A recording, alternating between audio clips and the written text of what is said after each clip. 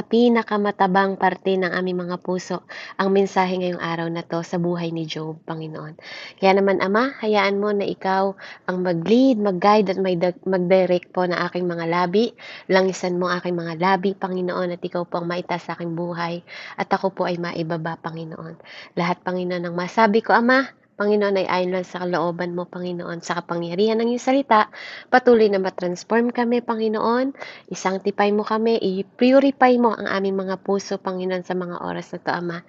Maraming salamat po, O God, sa pangalan ni Jesus. Ito po ang aming samot dalangin na may pagpapakumbaba, pasasalamat at pagpuri sa iisang Diyos na buhay na aming sinasamba sa Espiritu at katotohanan. Sa ngalan ng Diyos Ama, Anak at Espiritu Santo. Amen and amen. So, glory to God. So, dito po, makikita natin, oh dear. Ayan. So, praise God po, ano? Biglang tumawag yung aking kapatid. Iyan ako lang po busy. Okay. So, ayan po, ano? Ngayong oras po na to, makikita po natin dito sa, itong pong pamagat nito is Job.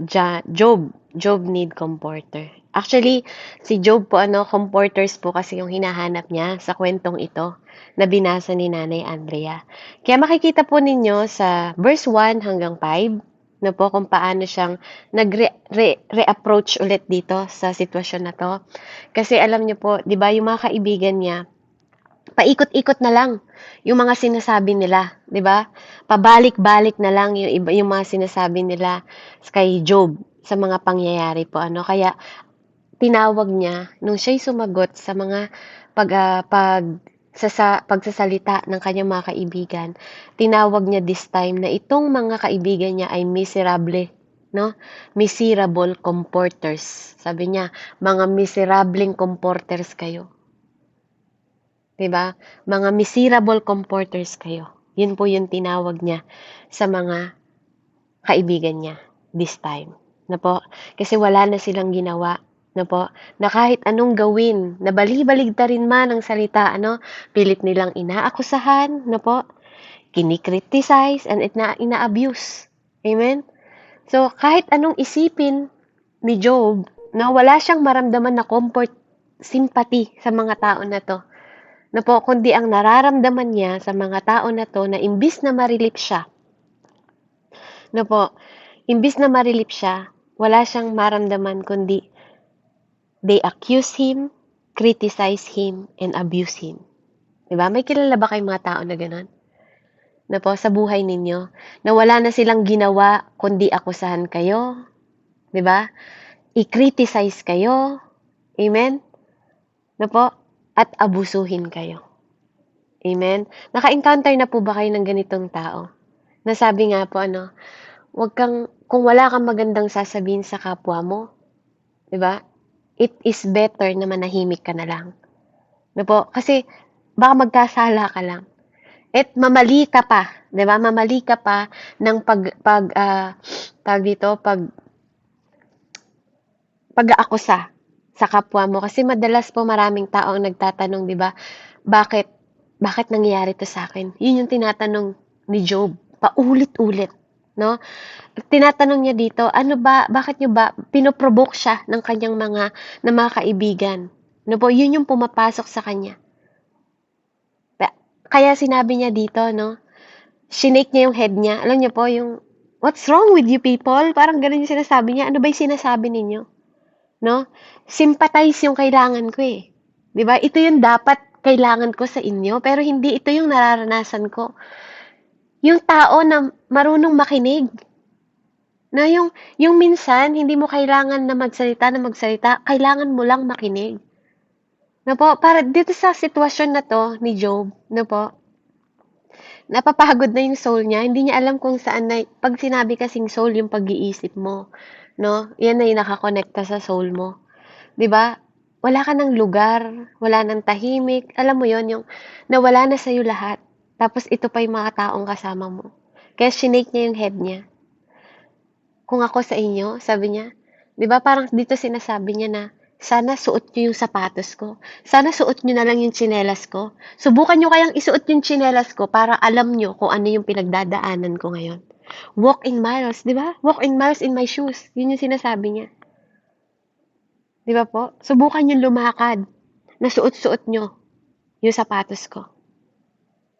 Kung ganyan yung maririnig niyo sa akin, sabi niya. Pero hindi ganyan ang gagawin ko sa inyo kung kayo ang nasa sitwasyon ko. Sabi niya doon, I would strengthen you with my mouth. 'Di ba?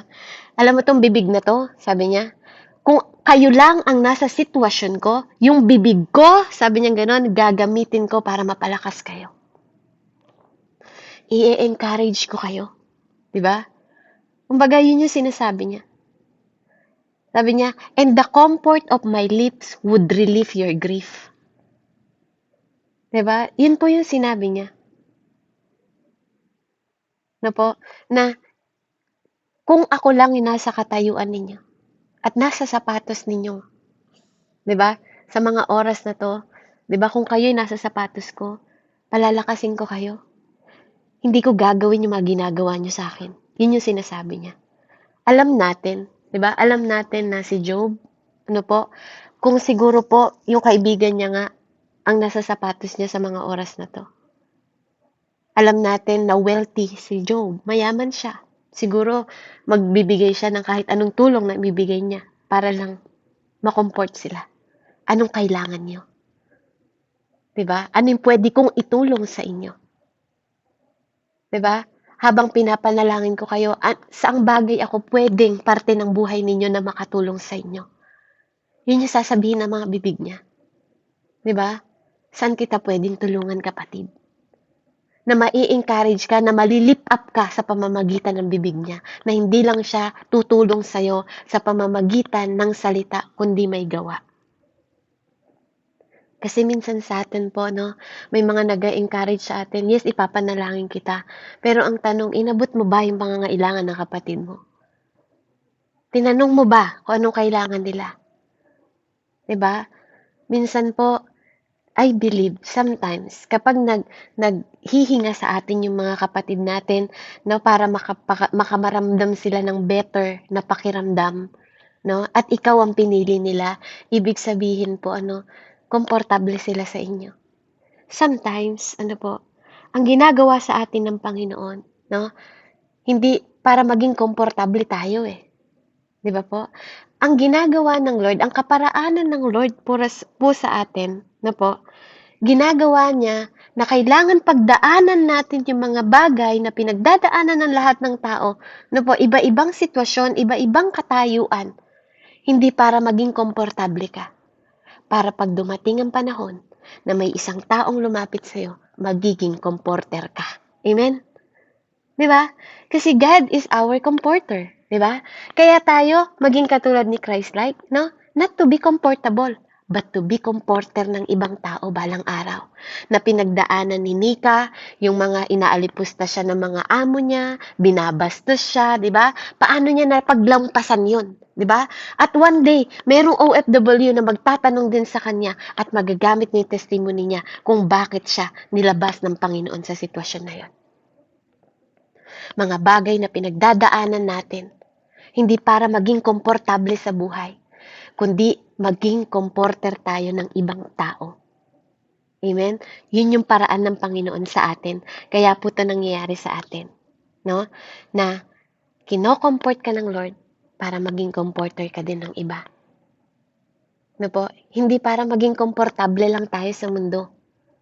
'Di ba? Kaya nga dito po ano, yung bibig natin napakahalaga. No? Pagpapala o curse, sabi nga po ang nilalabas ng bibig. Yung bibig mo din na yan ang naninira ng kapwa. No? Bibig din ang ginagamit mo para magburi sa Diyos. Bibig din ang ginagamit po para mag-encourage sa Panginoon sa ibang tao. No? Makakilala yung mga tao sa pamamagitan ng bibig mo. 'Di ba? Kaya maging matalino ka, kapatid. Sa mensaheng ito, principle ang kuhanin natin. Ano yung lesson na makukuha mo, ang application na pwede mong kuhanin, na imbis na mag-akusa ka ng mag-akusa sa kapwa mo, imbis na i-criticize mo ng i-criticize yung kapwa mo, imbis na i-abuse mo ng i-abuse yung kapwa mo, 'di ba? Maging encourager ka. Maging peacemaker ka, 'di ba? Mag-approach ka ng maganda at mabubuting salita. mga bagay na kapuri-puri, mabuti, sabi nga, at nakakaluwalhati. Di ba? Sa mata ng Panginoon. Ano po? Huwag natin gamitin yung mga bibig natin para manira ng kapwa. Di ba? Manira ng tao, makipagchismisan sa ibang tao. Kasi po, hindi lang murderer yung pumapatay ng tao. Ano po? Pag binasa natin ng Bible, murderer ka po kung ikaw ay chismosang tao. Ano po? Kaya iwasan natin, ilayo natin yung mga sarili natin sa mga taong chismosa. Ano po? Kasi hindi lang ang pumapatay ng tao ang chismosa. Yung pong mga taong naninira sa kapwa nila na nakatalikod, na hindi naririnig, pinag-uusapan mo yung buhay na may buhay na hindi nila alam, di ba? Alalahanin niyo po, may malaking CCTV tayo sa langit. Ano po? Kaya tigilan natin ang pagkaakusa, kritisismo at abusing sa ibang tao. Hindi mo alam kung anong pinagdadaanan ng kapwa mo. Hindi mo alam, 'di ba? Kung ano at gaano kabigat ang kanilang pinagdadaanan para mag-akusa ka nang hindi mo alam. Kaya nga maging matalino ka, no? Maging matalino po tayo na magkaroon tayo ng simpatya, no po? Magkaroon tayo ng sympathize sa kapwa natin. Instead po na ina-accuse natin sila, makinig tayo sa kanila. Amen? Kaya napakahalaga po no, ng tinuturo dito sa mensahe na to. Na po, napaka malaki ang pagkakaiba ng words and words in comport. 'Di ba? Yes, madaling magsalita. Sige, magsalita ka na magsalita. Maraming bagay na word ang pwede mong gamitin sa kapwa mo. Pero kapatid, hindi ba pwede kang magkaroon ng word of in comport? 'Di ba? Yung word na may comport, 'di ba? Sa kapwa mo, 'di ba? Kaya dito po makikita natin ano po,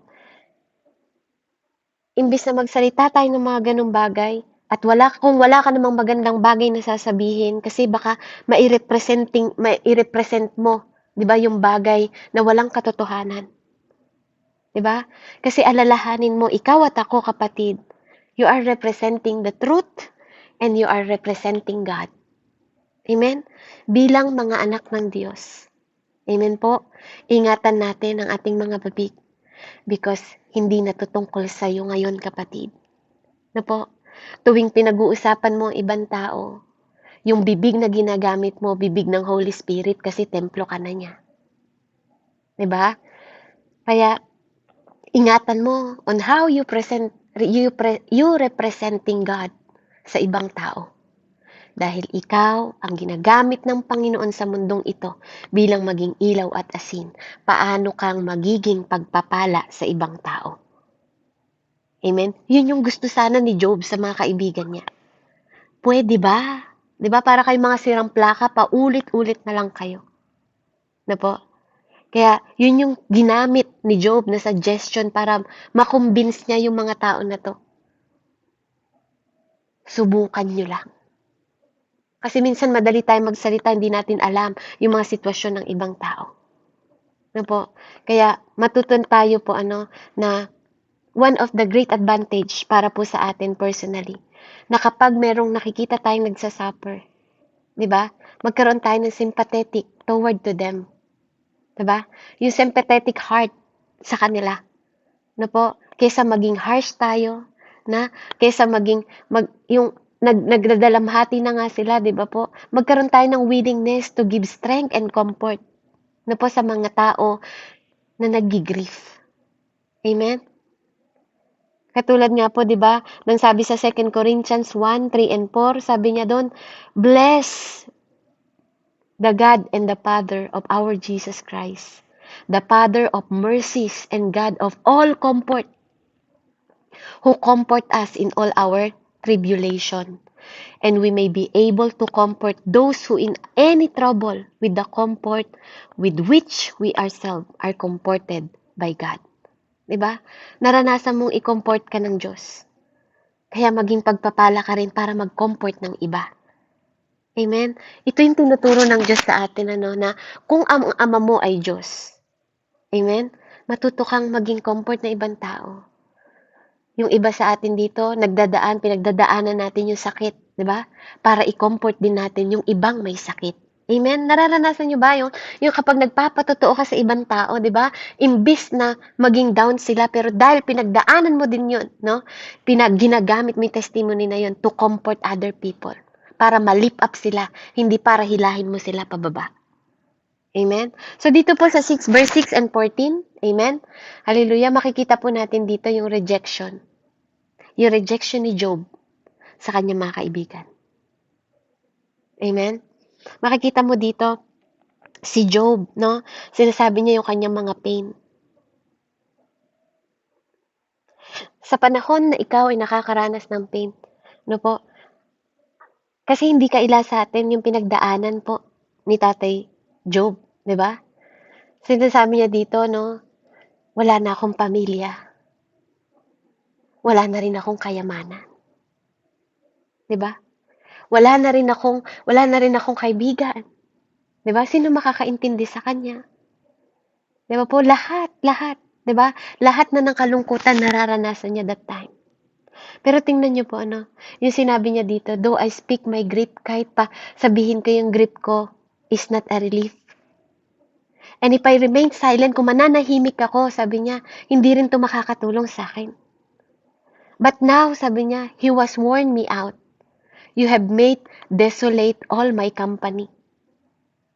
And in the witness against me, di ba dito, sabi po niya dito, ano, dito nakaranas siya ng lahat ng sakit. Lahat ng sakit, ano po, yung naghalos nag-grind na yung kanyang mga teeth daw sa sobrang sakit. Kasi hindi lang siya nawalan ng pamilya. Hindi lang siya nawalan ng kayamanan, trabaho, business, di ba po? Mga tauhan. Yung katawan mo nagsasaper pa, kapatid. Di ba? Yung ease, yung pain na nararamdaman niya, na halos siguro hindi niya na magalaw yung neck niya. Tapos ito pa yung mga tao nakaharap mo. No po? Dito, alam niyo po, basahin ko siya sa Tagalog, ano po. Sa Tagalog, makikita natin dito. Sabi niya po dito, kasi meron po ditong ipapakita sa atin yung Panginoon. Sa verse 6 po, sabi niya, kung ako ay magsasalita, hirap ko'y di maaalis. Kung magsawalang kibo na may naroon pa rin ang sakit. Pinanlupaypay ng Diyos ang abakong katauhan at nilipol pa niya ang pati aking sambayanan. Nakadikit na sa buto ang kulubot na aking balat, larawan ng hirap ng aking dinaranas. Ito raw ay katunayan ng aking kasalanan. Dahil sa matinding puot niya sa akin, halos ako'y kanyang pagputol-putulin. Mga matay nanlilisik, may puot kung tumingin. Nilait ako ng mga tao. So, dito hanggang 9 po na makikita niyo yung kanyang mga nararanasan. No, sinabi niya yung mga dinadanas niya. Tingnan niyo po, masdan niyo sa verse 10. Nilalait ako ng mga tao. Pinapaligiran at sinasampal ako. Ipinaubaya na ako ng Diyos sa masasama. Pinabayaan na ng mga taong walang awa. Sa aking pananahimik, ako'y kanyang ginambala. Sinakal, dinurog at pinuntirya ng pana. Tinamaan ako ng pana sa kabilat sugat ko'y malubha. Ngunit wala pa rin siyang awa. Paulit-ulit niya akong sinugatan na para siyang mandirigmang galit na galit sa kalaban. Alam niyo po, dito nakita ko si Jesus Christ. Mula sa verse 10 po, nilait siya ng mga tao. Pinaligiran siya, sinampal. Natatandaan niyo po ba, nung sinampal si Jesus Christ, nung hinarap siya sa sabi niya nga, kung mali yung sinabi ko, bakit sinampal mo ako? Inaakusahan siya ng mga taong masama. Kahit wala naman siyang ginagawang masama. Walang awa. Hinahampas. Halos madurog yung mga buto. Pinuntirya ng pana sa tagiliran. Tinusok. Para lang malaman kung patay na. Nagsama yung dugo. Di ba yung tubig? Tubig. Di ba po? Tinamaan ako ng pana. Tinusok siya ng panahon na yun. Mga sugat niya rin, mga malulubhang sugat na latay. 'Di ba? Na ngayon, natatanggap natin na sa aking mga latay, sabi niya, pinagaling kayo. Paulit-ulit siyang sinugatan para siyang mandirig manggalit na galit ang kalaban. Na kahit wala siyang kasalanan, wala silang ginawa kundi hampasin siya habang may buhat na krus papunta sa bundok.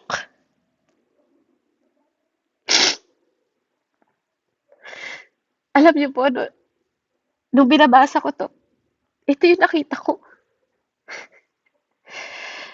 Nakita ko si Jesus. Itong yun yung ginagawa din ng tao sa kanya. Hindi man sila pareho ni Job ng kalagayan ng panahon na yon. Kapatid, ito yung Diyos eh. Ganito din yung Diyos. Ganito din si Jesus Christ kung paano nilang tinrato. Pinagbintang ang makasalanan para lang maligtas yung buhay mo at buhay ko. Inako niya yung kasalanan para lang maging malinis ka at malinis ako. Pinako sa krus, namatay, nilibing. Para lang magkaroon ka ng pag-asa. Para magkaroon ka ng buhay na kaganap-ganap, di ba? Sabi niya na namatay ako para mabuhay ka, anak. Na po, kaya wag po nating sayangin yung binibigay sa atin ng Diyos na buhay. No po? Matuto tayo na batahin yung mga pinagdadaanan nating pagsubok at respetuhin ng Diyos sa proseso niya sa buhay natin. No po? Na hindi man tayo komportable ngayon, di ba? Nagiging testimony naman yan ng buhay natin para makapagligtas tayo ng soul, di ba? Para gamitin natin yon. Di po? Kung paanong si God, yung mga latay na yon, di ba? Yung mga sugat mo ngayon, kapatid, ano man yung ginagawa sa'yo ng pamilya mo, ng kapatid mo, ng kapatiran mo, ng ibang tao, yung mga sugat na yan, na po, gagaling yan. Mag-iiwan yan ng marka sa'yo. At yung marka na yan, tuwing makikita mo yung marka na yan yung marka na magtuturo sa'yo na sa bawat scar na yan, may kwento ka. Na bawat teklat na yan, may testimony ka. Amen? Na bawat pinagaling na sugat ng Lord, nung ikaw ay panahon na broken heart, di ba? Kasama mo siya. Pinagagaling ka niya. Di ba? Hindi kahit kailan iniwan ng Diyos si Job. Pinapanood ng Panginoon si Job habang nilalait siya ng kaibigan niya. Ganon ka din. Habang nilalait ka ng pamilya mo, habang nilalait ka ng kaibigan mo, habang nilalait ka ng mga tao sa paligid mo. Anak, I am watching you. Mabuti at masama, sabi niya sa Proverbs 15:3, nakikita ko. Kaya ano man yung ginagawa nila sa'yo, pinapanood ko sila. Diba? Pinapanood. Pinapanood ka rin ng Diyos kung paano ka nagre-respond sa kanila. Ano yung mga natututunan mo sa mga panahon na halos sugatan ka ng mga tao? Anong natututunan mo sa panahon, di ba, na wala silang ginagawa kundi akusahan ka ng mga bagay na di mo ginagawa? Di ba? Pagtulong-tulungan ka, i-criticize ka. Kamusta ka, kapatid? Paano kang nagre-respond sa kanila? Kahit paulit-ulit ka nilang sinusugatan. Na para bang ang bigat-bigat ng ginawa mo sa kanila. May kilala ka bang ganung tao? Na kahit wala ka namang ginagawa sa kanila, parang ang bigat-bigat ng puso nila sa'yo. Diba? Wala silang ginawa, kundi parang ang saya-saya nila pag sinasaktan ka nila. Pag nakikita nilang umiiyak ka, pag nakikita nilang naghihirap ka, parang ang saya-saya nila. Pero sabi ng Diyos, kapatid, anak, nakita ko lahat ng paghihirap mo. Sa akin ang pagganti. Huwag mong aagawin yun, kapatid. Huwag mong aagawin yun. Hayaan mong ang Diyos ang gumanti. Kasi pag ikaw na ang gumanti sa kanila, hindi na yun salita ng Diyos. hayaan mong sa Diyos ang pagganti. Amen? Na ang Diyos po ang magbigay ng justice sa mga tao na yon. Kaya dito, magkaroon tayo ng alam niyo po yung human comfort kasi there's a difference between human comfort and divine comfort. Po? Kaya pag-aralan po natin magkaroon ng divine comfort na nagmumula sa Word of God, 'di ba? Kasi pag ginamit mo yung divine comfort, 'di ba? Yun ang ano yung pwede mong sabihin kapag divine comfort ang ginamit mo sa ibang tao na nakakaranas ng mga ganitong bagay. 'Di ba? Yung word ni God, yung mga promises niya, ang sasabihin mo sa mga tao na yon na kailangan nilang marinig. O kaya maging tagapakinig ka nila. 'Di ba? Hayaan mo silang umiyak, maibuhos nila sa'yo. Minsan, maging tagapakinig ka lang, okay na yon. No, maibuhos nila sa'yo yung pakiramdam nila, yung feelings nila. 'Di ba? Yun po yung divine comfort. Yung human comfort naman, external yun. Ano yung pwede mong ibigay? 'Di ba? Ano yung pwede mong gawin sa kanila? Mayakap mo sila, 'di ba? Iyakan nila yung shoulder mo, 'di ba? Yes, there's a big difference, but it both help. It's both help, 'di ba? Kaya minsan, 'di ba, ang hirap no na sa buhay natin mga Kristiyano, you have to forget yourself para maging comforter ng ibang tao, 'di ba? Nararanasan niyo po ba 'yon? Kalimutan mo 'yung sarili mo para lang maging comforter ka ng ibang tao. Na kahit ikaw nagdadaan, 'di ba, sa malubhang karamdaman, 'di ba, masasakit na karanasan, 'di ba? Kinakalimutan mo 'yung sarili mo para lang ma-comfort mo 'yung iba. Amen? Pero tandaan mo kapatid, hindi ka naman kinakalimutan ng Diyos. Amen? Sa bawat bitterness at disappointment mo, no? Dito, imbis na mag-turn si Tatay Job, imbis na mag-turn back siya kay God, hindi. Kundi, nag-turn siya sa God. Nag-face siya kay Lord. Hinaharap niya si Lord. Tinatanong niya si Lord. 'Di ba? Sabi niya dito, ako'y nakasuot ng damit panluksa, nakaupo sa alikabok, kataway ng hihina. Saka iiyak ko'y pula ng aking mga mata. Mata ko'y wala nang makita pagkat namamaga. Wala naman akong ginawang masama. Panalangin ko sa Diyos ay tapat at walang daya. 'Di ba? Imbis na sa kabila ng ginagawa sa kanya ng mga taong ito, imbis na mag-turn away siya sa Lord, lagi siyang nagte-turn back sa Lord. Lagi siyang tumitingala sa Diyos. Lagi siyang, yung comfort pa rin sa Diyos niya hinahanap. 'Di ba? Dapat ganun din tayo. Yun yung matutunan natin sa Panginoon. No, yun yung matutunan natin sa buhay ni Tatay Job. Na hindi yung pain, yung pressure at fatigue ang naranasan niya. No po? Kundi nakita dito natin kung paano nagpe-play sa mind niya yung mga ginagawa sa kanya ng mga tao na paulit over and over again. No po? Na mahinang-mahina na siya.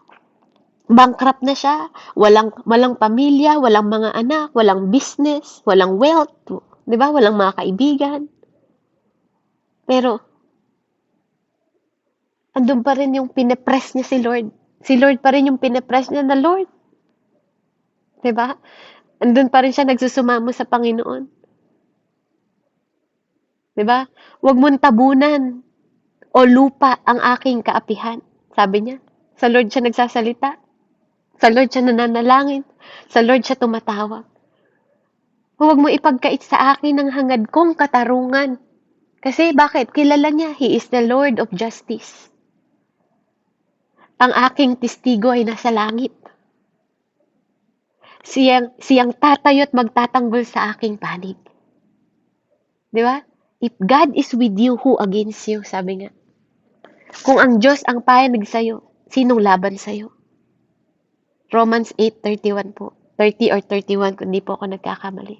Mga kaibigan ko, sabi niya, sa Diyos siya nagsusumbong. Mga kaibigan ko, sa akin yung umahamak. Kaya sa Diyos na lamang ako iiyak.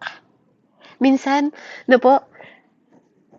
hindi naman tayo kayang pagtiisan ng mga tao. Ano po, minsan may mga tao lang na talagang kaya kang pagtiisan, pinapakinggan ka, 'no? Pero napakabihira ng mga tao na makatagpo mong gano'n. Kaya 'pag nakatagpuin mo yung mga tao na yun, mahalin mo sila, ingatan mo sila, 'no po? Kapag meron kang mga kapatid, kapamilya, kaibigan na andun yung sympathy nila sa'yo, comfort nila sa'yo, encouragement nila sa'yo, 'no? Hindi ka lang physically, hindi lang sa word, financially, lahat tinutulungan ka, ingatan mo yung mga taong yun. Mahalin mo yung mga taong yun. Kasi kapag ang isang tao may problema at ikaw tinutulungan nila, sinasakripisyo nila yung para sa kanila, para sa'yo. Kapatid, pagmamahal na yun. Hindi lang yun basta pagtulong. Hindi lang yun basta tiwala. Kapag handa ang isang taong mag-suffer din para sa'yo, pagmamahal ng tao yun sa'yo. Kaya, ingatan mo yung mga tao na yun kasi bihira yun eh, pero pinadadala yun ng Panginoon sa'yo para maranasan mo na yung pagmamahal ng Panginoon laging nandiyan. Kasi gagamit at kakasangkapan siya ng mga tao. Pero dito, ugaliin natin na katulad ni Tatay Job, umiiyak siya sa langit, umiiyak siya sa Diyos. Hindi yung kakalabanin mo pa yung Diyos, magagalit ka sa Diyos. 'Di ba? Wag ganun, ano po? Kasi okay lang na tao magalit sa atin, wag lang ang Diyos magalit sa atin. Kasi kapag ang tao nagalit sa atin, at least may Diyos pa tayong tatakbuhan. Pero kung ang Diyos ang magalit sa atin, ano nang tatakbuhan mo? Amen? Kaya kung kakampi mo ang Diyos, sinong laban sa'yo? Sige, magalit na lahat ng tao sa inyo. Ang magtatanggol naman sa iyo ay ang may kapal, sabi niya. May magtatanggol sana sa harap ng may kapal tulad ng pagpanig ng isang tao sa kanyang kaibigan. Pagkat ilang taon na lang itong aking itatagal, ako'y papunta sa huli kong hantungan. Amen? Kaya dito makikita natin, no, yung katapatan po ni Job na kahit wala pa siya sa hantungan niya, sinisikap niya na magkaroon ng katapatan sa Panginoon. Na madatnan siyang tapat ng Diyos. Na ilibing man siya, dumating man ang hangganan ng kanyang buhay. Sa kabila ng kanyang pinagdadaanan, sa kabila ng pagdurusa na kanyang nararanasan, Panginoon, madatnan mo kung may katapatan. Yun yung lagi nating hangarin. No, hingin natin yung spirit na yun, no? Yung endurance ni Tatay Job. Na matiis, 'di ba? Yung mga ganito sa kabila ng abusing, criticizing ng mga tao sa kanya. Na po. At dito po ang principle na dapat nating yung lesson na dapat nating kinukuha, maging comforter po tayo ng tao, no? Tayo ang ilaw at asin ng Diyos. Kung ang great comforter natin ay ang Panginoon, katulad po ng binasa ko sa 2 Corinthians kanina. No po? Siya ang great comforter natin. Tayo din po maging comforter ng mga kapatid natin. Na po, matuto po tayo magkaroon ng sympathy at empathy po sa kanila. Matuto tayo na magmalasakit. Matuto tayo na lagi tayong sumusuot ng tsinelas nila, hindi para husgahan sila at i-criticize sila, kundi ipanalangin sila, na po, tulungan sila. 'Di ba? Tanungin sila, pakinggan sila. Na po, ganun din po yung ginagawa ng Diyos sa atin tuwing tayo umiiyak sa Kanya. 'Di ba? Iisipin niyo na lang po sa dami ng tao na umiiyak sa Diyos. 'Di ba po? Kaya ikaw, na po, ikaw ang ilaw at asin ng mundo. Ikaw din ang representative ng Panginoon sa mundong ito. Kaya may you represent the Lord of Truth sa buhay natin, na po, ng may katotohanan. Mai-represent sana natin, no, mai-represent nawa natin ang Panginoon po sa ibang tao ng tama at mabuti ang motibo natin sa kapwa natin. Kaya nga sabi ni Job, kung ako lang yung nasa katayuan niyo, itong bibig na to, itong bibig natin, gamitin po nating encourager, gamitin natin na maging pagpapala at magpalakas ng ibang taong nanghihina. Hindi po para hilahin pa sila pababa o dikdikin pa silang pababa. Ano po? Kaya purihin ang Panginoon sa mensahe pong ito. Ano po, napakabuti ng Diyos. sa buhay po ng bawat isa sa atin na sinasaliksik natin, binubulay-bulay natin yung buhay ng mga taong ito. Kaya kapatid, ano man yung pinagdadaanan mo, meron pa bang mas hihirap sa pinagdaanan ni Tatay Job sa buhay mo? Hindi ka pa siguro nakaranas ng nawalan ng buong pamilya o nawalan ng lahat ng anak. Hindi ka pa siguro nakaranas na mawalan ka rin ng hanap buhay, maubos lahat ng ari-arian mo. Hindi ka rin siguro nakaranas pa, 'di ba? Nang may sakit ka na, wala pang tumutulong sa tapos yung mga nasa paligid mo pa ganitong klaseng tao. Kaya kapatid, siguro nga iba-iba po tayo ng circumstances, sitwasyon at kalagayan sa harap ng Panginoon. At tapat ang Diyos na nagbibigay ng bawat pagsubok sa atin na hindi niya ibibigay ang pagsubok na hihigit sa iyong limitasyon. Kaya anuman po ang pagsubok na pinagdadaanan natin, magkaroon po tayo ng endurance, no? Magkaroon po tayo, no, ng patuloy na pagtitiwala sa Panginoon. Magkaroon po tayo ng patuloy na pananampalataya na bawat season ng buhay mo, mananatili siyang Diyos. Sa bawat season ng buhay mo, mananatili siyang pag-asa. Sa bawat season ng buhay mo, mananatili siya na sagot sa mga panalangin mo. At sa bawat problema na pinagdadaanan mo, manatili nawa yung mata mo, yung pandinig mo, yung buhay mo sa mga pangako ng Panginoon sa buhay mo. Kaya purihin po ang Diyos, and to God be the glory. Let's pray. Heavenly Father, salamat po Ama sa mensaheng ito. Salamat po sa katatagan ni Tatay Job na pinapakita niya, Panginoon. Salamat po sa bawat pinagdadaanan namin, Ama, sa sobrang katapatan mo sa amin, na binibigay mo lang yung mga bagay, Panginoon, na kaya namin, na hindi hihigit, Panginoon, ang lahat, Panginoon, ng ito, na hindi mo kami tutulungan, Panginoon, nandyan ka, O God, na nakikinig sa amin, nanonood sa amin, tumutulong sa amin, umaaruga sa amin, dahil ikaw ang Diyos na nagmamalasakit sa amin. Salamat, Panginoon, sa bawat pag-abot mo sa iyong mga kamay, sa mga buhay namin, Panginoon, na hindi maikli ang kamay mo, Panginoon, nakatagpuin kami sa bawat sitwasyon ng buhay namin, kahit sa pinakamababang sitwasyon, Panginoon, lagi kang nandun. Yung mga panahon, Panginoon, na akala namin wala na kaming pag-asa, nagbibigay ka ng liwanag para sa pag-asa. Sa mga panahon na parang hindi na namin gustong mabuhay, pinapakita mo sa amin na maganda ang buhay. Lord, salamat. Salamat na hindi na namin kailangan magdusa sa sakit. Kasi tapat ka na magpapagaling. Salamat sa grasya mo na at awa mo na kaya din namin ibigay sa ibang tao. Salamat, Lord, na tinuturuan mo yung puso namin, yung isip namin, na maging kaisa mo. Patuloy mo kaming ituwid, patuloy mo kaming turuan, patuloy mo kaming tulungan, Panginoon, sapagkat hiwalay sa'yo, Ama. Wala po kabuluhan yung buhay namin. Kaya Lord, salamat po sa kwento at paghihinagpis ng Tatay Job, Panginoon. Na sa buhay namin ngayon, Lord, andun yung grasya mo, na binibigyan mo kami ng mga tao, Panginoon, na magko-comfort sa amin sa kabila po, Panginoon, ng sitwasyon at kalagayan namin. At Lord, salamat sa bawat season ng buhay namin. Diyos ka sa amin. Purihin ka, O Diyos, sa pangalan ni Jesus. Amen and amen. Glory to God po, and God bless po.